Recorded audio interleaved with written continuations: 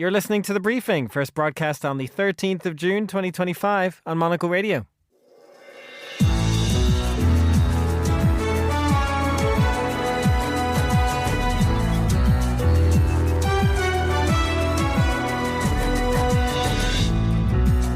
Hello and welcome to The Briefing, broadcasting live from Studio One here at Midori House in London. I'm Chris Chermak. Coming up on today's program. Israel launched Operation Rising Lion, a targeted military operation to roll back the Iranian threat to Israel's very survival. Israel's Prime Minister Benjamin Netanyahu says Iran strikes are just the beginning. We'll get the latest from Israel and Iran as the world braces for yet another growing conflict. After that, we'll have the latest on how airlines are dealing with diversions in the Gulf airspace and the Air India crash of a Boeing 787 Dreamliner. We'll also hear how China is looking to fill a trading gap in Africa. We'll get the head of the McCain Institute with Andrew Muller, and finally... It's a relatively small place with a great beach, but then you just walk around thinking, why is everyone so well dressed? The start of a summer series of recommendations from Monocle's editors and contributors. That was Sophie Grove. All that right here on The Briefing with me, Chris Chermak.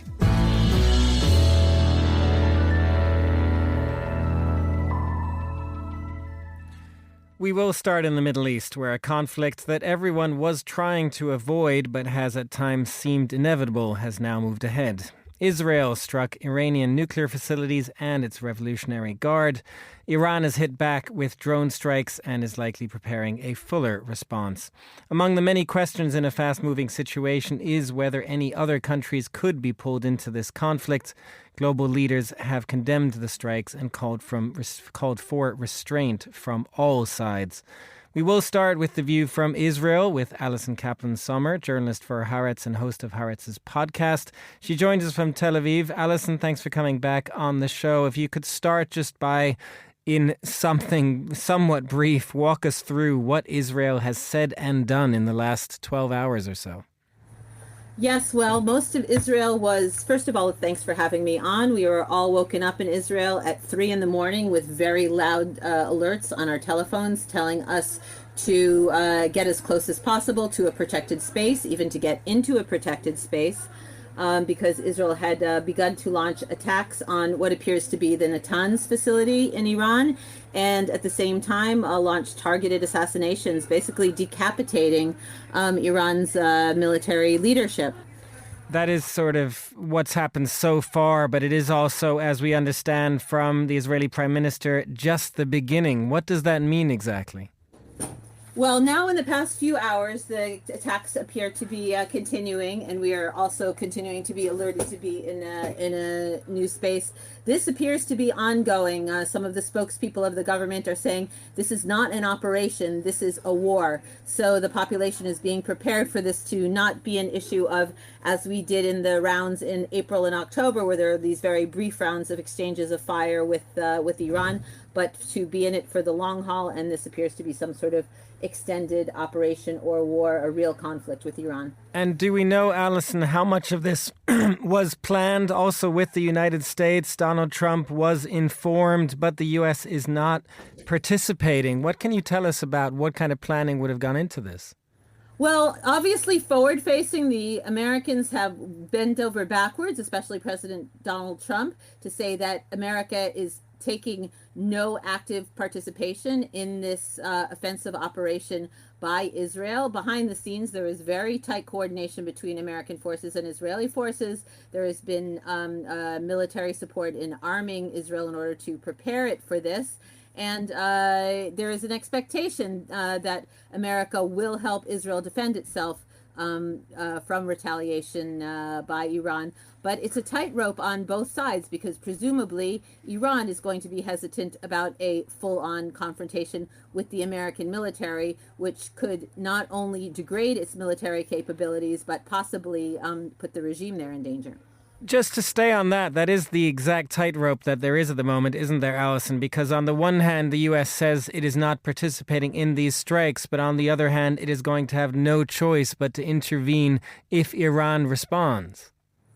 Absolutely. And so Iran is going to have to measure its response that way. How how fiercely to retaliate against Israel, what kind of facilities to attack, whether to attack places that have are in population centers and where civilians live. But its biggest decision is whether it wants to, as it has verbally, hold the United States responsible for this attack and therefore target American assets in the Middle East as part of its retaliation. That's its big decision.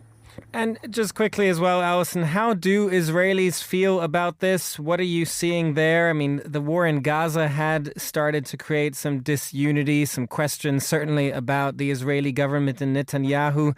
Is this different? Is there unity when it comes to Iran? There's much more unity when it comes to Iran. First of all, politically, we have the opposition politicians lining up very strongly against this.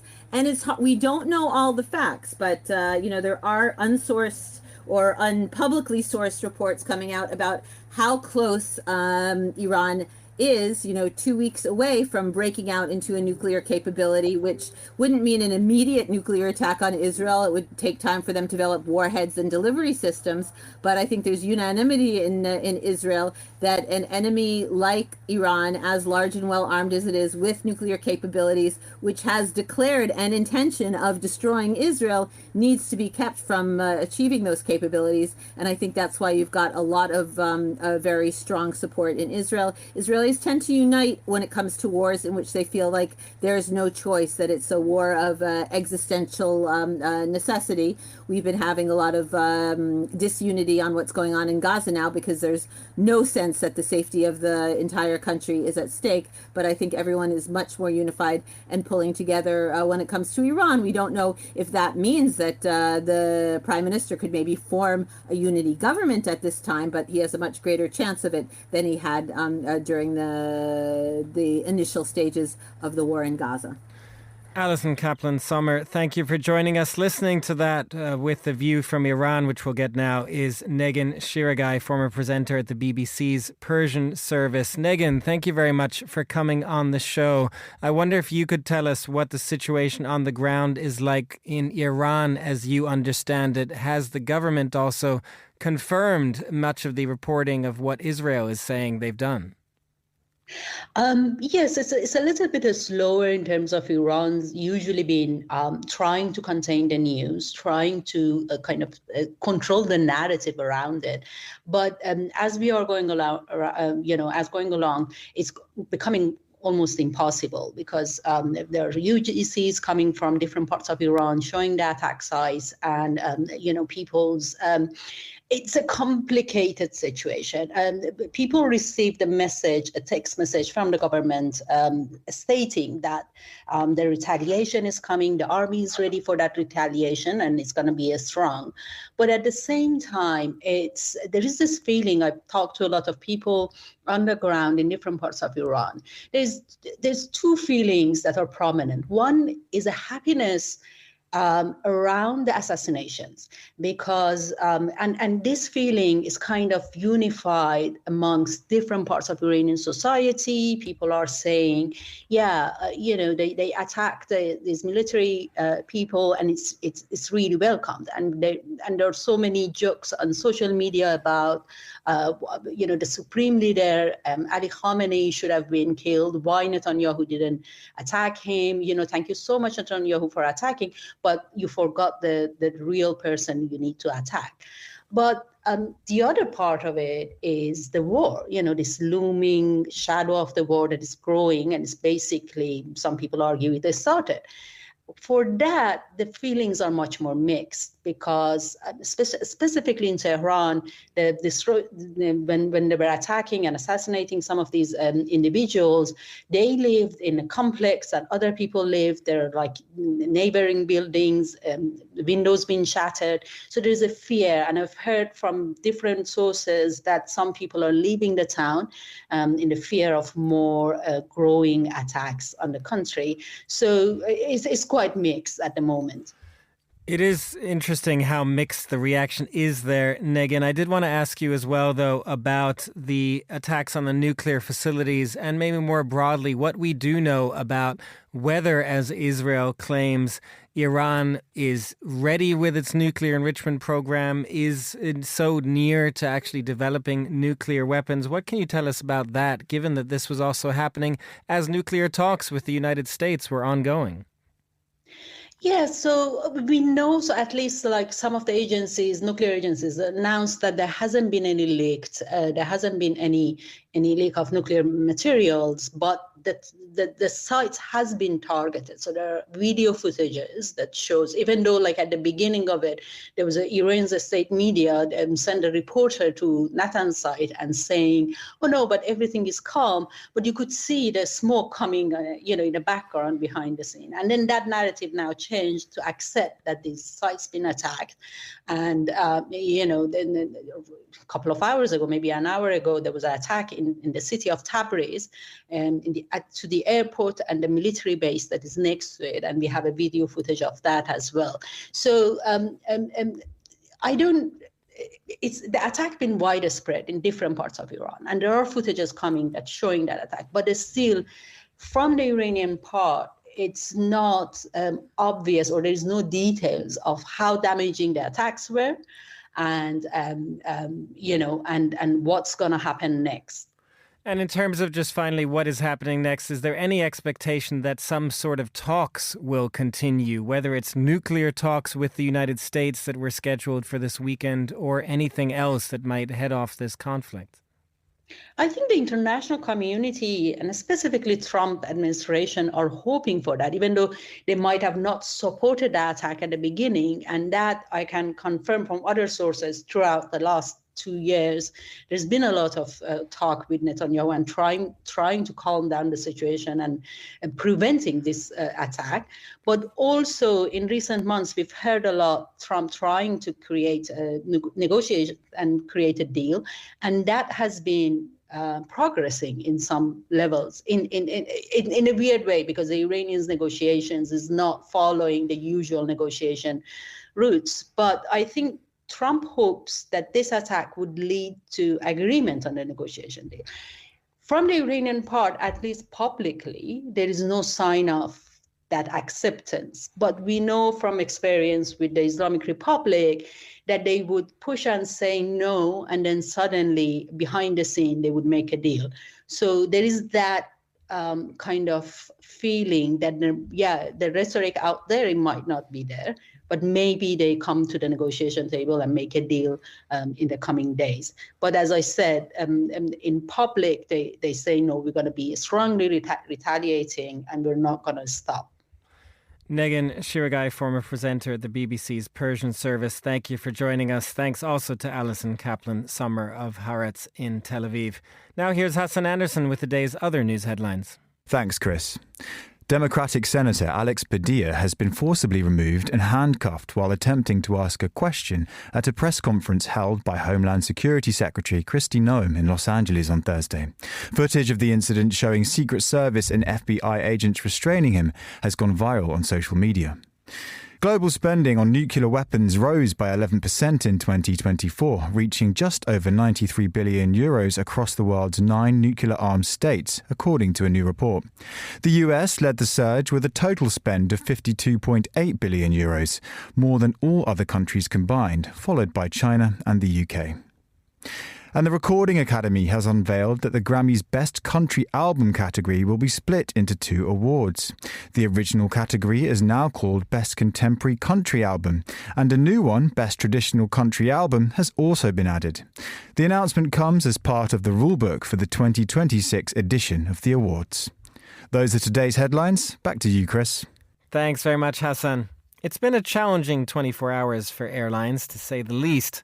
A devastating Air India crash yesterday has once again thrown Boeing into the spotlight, even if the 787 Dreamliner in question has had a spotless safety record until now. The conflict in the Middle East, meanwhile, has forced airlines to divert and cancel some flights in the region, sparking delays in the skies.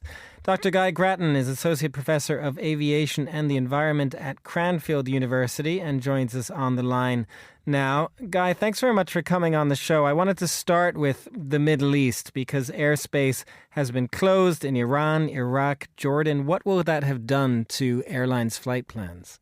So if they can't go over certain airspace, and you can certainly see why they would not wish to, it's going to make for longer flights. They may have to restrict the number of passengers that they can carry on those flights, just because they need to carry the extra fuel for the longer trips. And of course, it's going to mean replanning, inconvenience, possibly some cancellations because some airplanes may not be able to do some routes. So it is going to have a significant inconveniencing factor on air travel in that part of the world, or just that was passing that part of the world. And this, of course, comes on the back of the Air India crash yesterday. Guy, on that side of things, what can you tell us at this point from your perspective about the causes? At the moment, we don't know the cause. There's a whole bunch of things it might have been, and it could be something nobody's thought of yet. It's clearly an awful tragedy, but really the big issue right now is that the investigation is ongoing. The Indian Air Accident Investigation Bureau are leading it. British and Americans are supporting them. And they are going to have a very big job of cataloguing and documenting all of the wreckage, analysing the two the flight data recorder and the cockpit voice recorder, and just trying to piece together this really complex story and understand what happened in that flight of less than a minute that ended so incredibly badly. Now, Boeing has asked people not to speculate because, as you say, the causes are extremely unclear at this point. But when you talk about the investigation going there, India involved, the US and the UK, how will Boeing itself be involved, and how big a challenge is it for them as a plane maker as well as this investigation unfolds? Well, it's very important that Boeing are involved. They designed and built the aeroplane. They understand it better than anybody else. And therefore they can talk to the investigation about how systems worked and about how it should have been flown with the best possible authority. It's clearly troubling for them, but Boeing have been a troubled company for a few years, particularly after the 737-8 MAX disasters. I understand that their share price has dropped, which was unsurprising. But fundamentally, what Boeing have got to do at this point is be as absolutely professional as they can be, support the investigation, and if anything is found wrong with a Boeing product, then I think the world will be watching to see how well they address those criticisms. Well, to that point then on transparency, how important is that because of the impact that all of this could have on passengers, consumers of aviation, if you will? Do we expect, whether it's the Middle East or what's happening with Boeing, to kind of change individuals' flying habits at all? Well, people will always make their own individual decisions about whether they will fly on an aircraft type or an airline and so on. It's complicated by the fact that in the short term, we really can't have transparency. The investigators have got to have the ability to investigate this, to develop theories, to look at and discount possible factors. And they've got to do that privately because it would be totally inappropriate for them to share premature ideas and conclusions. So I sincerely hope we will be seeing some interim reporting of known facts, and that will be very interesting. But I think if you're looking for transparency about the investigation ongoing, honestly, you can't have it and you shouldn't have it, because it's important that the report is not out there until the conclusions and recommendations are as firm as they can be. Very interesting. Dr. Guy Grattan, Associate Professor of Aviation at the Cranfield University. Thank you for joining us. This is The Briefing.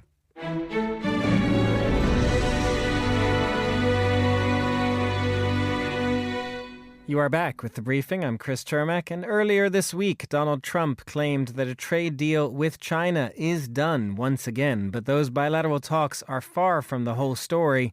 And as the U.S. continues rebalancing and renegotiating its trade relationship with countries around the world, China is looking to fill the gap.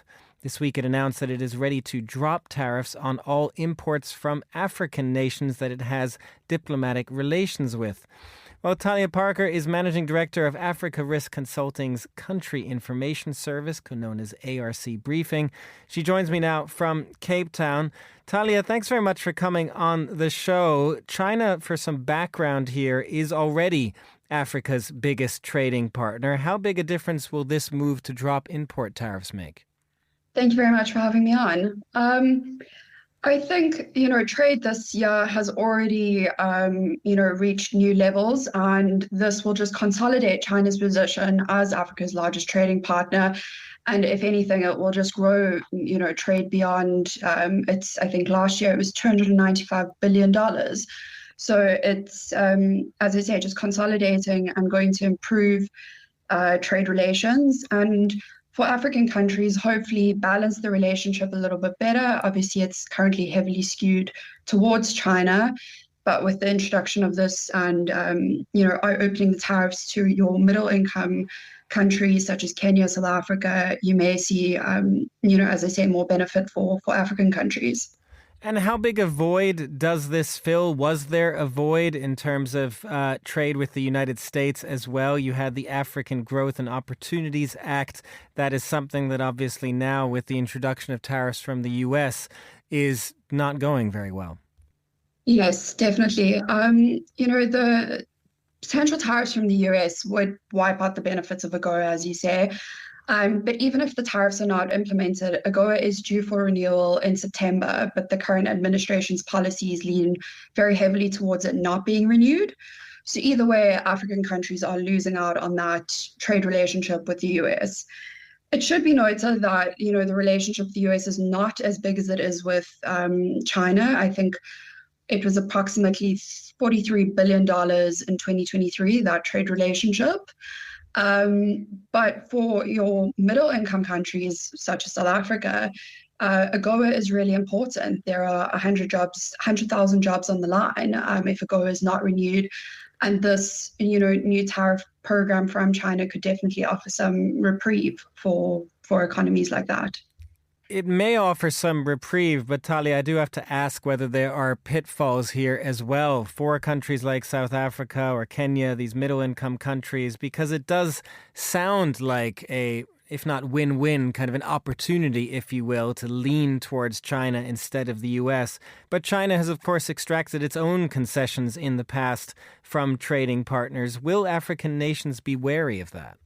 I think it's a difficult situation for a lot of African nations. As I say, losing, to be fair, it is also partially self-inflicted by the US. You are definitely seeing this overall pullback, which other partners are looking, global powers are looking to step into, as China has. But I think, African countries will, it depends on how desperately they need the trade or the economic support. So I think it will just vary heavily on a case-to-case basis. Talia Parker of Africa Risk Consulting, thank you very much for joining us from Cape Town. You're listening to The Briefing on Monocle Radio.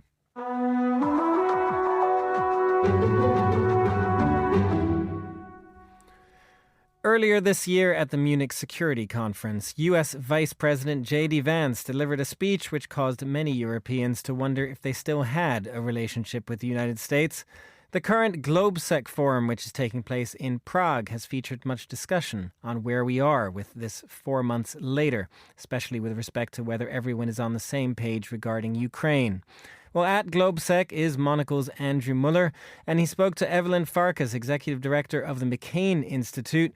Andrew began by asking whether the Atlantic seemed to have narrowed at all since Munich. I would say yes. I mean, that was sort of a shocking moment when people felt jarred by the prospect that America might be turning away from Europe and not even kind of, leading from behind, if you will, but somehow taking another direction. We've come a long way. I think it's clear that President Trump doesn't want to have no relationship with Europe or let Europe completely go on its own. It is still unclear exactly what the U.S. policy is, at least from the White House, with regard to our closest allies. He's been clear we're still a member of NATO. We're participating in the summit. We have our ambassador in Brussels. We will continue to command, at the highest levels in NATO. So the Supreme Allied Commander will continue to be an American. All those things we were worried about then have not come to fruition. But I think that we are still watching, all of us from the outside, to see exactly how the relationship unfolds. On the positive side of the ledger, and then I will wrap up my comment, is that it looks like our European allies are really banding together to do more for their own defense and for collective defense. On the specific subject, though, of President Trump's approach to Ukraine, do you think we yet have any idea either what he actually wants or even that he knows what he actually wants? I think you've put your finger on the problem from the perspective of most of us watching from the outside. It's not clear that President Trump has made up his mind about what he wants when it comes to the details. Yes, he wants peace, and everybody wants peace. And he wants peace soon, and everybody wants peace soon, or as soon as possible.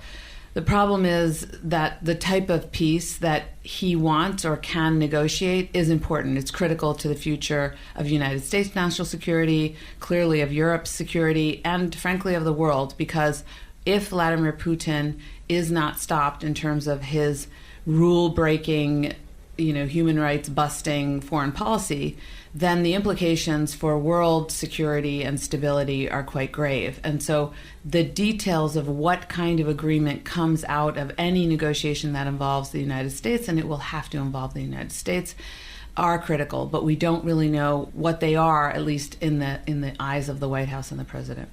Are there any grounds for optimism in what we've seen and heard from the United States since Trump was sworn back in? Yes, and I think this is also a change since February and the Munich Security Conference. We see President Trump becoming impatient with Vladimir Putin, starting to show signs that he understands, President Trump understands, that President Putin is not looking to end the war. He's not made any moves to end the war. He maintains his maximalist negotiating position publicly and apparently privately, and he's still not willing to come to a ceasefire, a durable ceasefire of 30 days or more.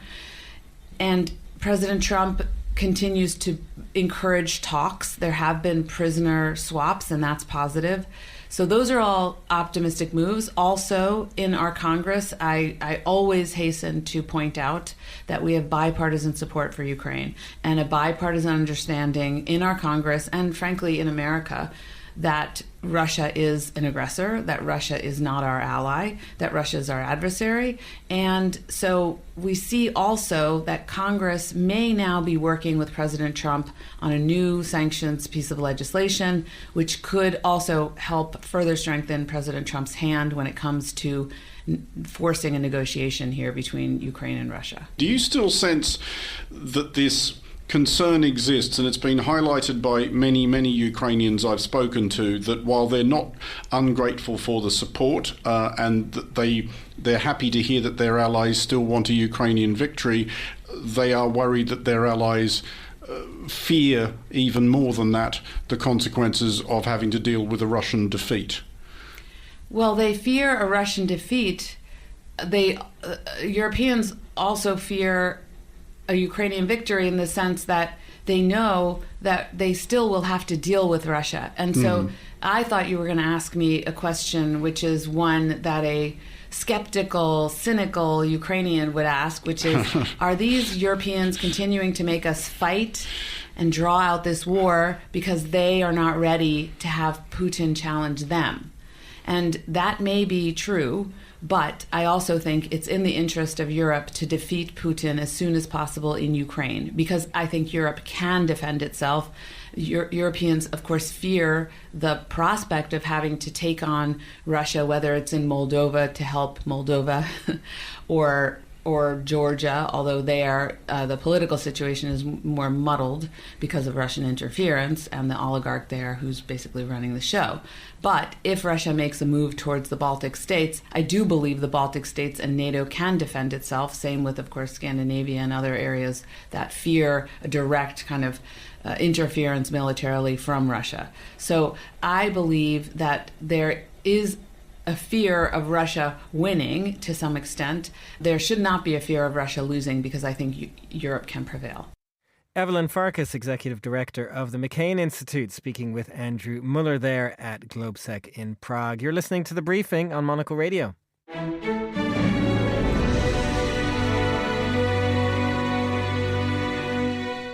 Finally, on today's show, we're launching a new summer series here on The Briefing, where we'll tap Monocle's editors and contributors to regale us with their summer recommendations, from seasonal dishes and engrossing beach reads to magical vacation spots and elevated fashion tips. All of that. For our first edition, Monocle Radio's Anita Riota asked Confect editor Sophie Grove to share her 5 favorite stories from the latest Confect issue, taking us on a tour of Spain, Croatia, Egypt, and more. We're all around the Med, but also kind of inland and beautiful Lake District in Poland. But I want to start in Spain, in A Coruña, which is an amazing city because it is Atlantic, it's kind of windy, elemental, Galician, but it's also very stylish because Inditex, who own Zara and many other amazing brands, Massimo Dutti, they have their HQ there. So we went with the magazine and did a bit of street casting to just see, kind of take the temperature, the sartorial lilt of the city, because there's so many stylists there, pattern cutters, just amazing photographers, and it's a relatively small place with a great beach, but then you just walk around thinking, like, why is everyone so well dressed? Did they share any tips for summer dressing? I feel like that can be one difficult thing sometimes when it's so hot, to sort of prioritize your style as well. Well, I think a lot of the Galician looks are quite layered because it's quite windy, even when it is summer. And so you've got this oversized shirts a lot of the time, that kind of windproof kind of poplin going on. But then, you know, lots of flowing skirts and kind of quite sort of like expressive volumes. And I think that that's my tip, is to kind of like go a little bit larger than you maybe wear in the city, you know, in your working life, because then you just have more room to breathe, and it's just cooler and fresher. So from dressing in Spain, where do we head next? One of my favourite stories in the issue is a night train from Budapest to the Adriatic.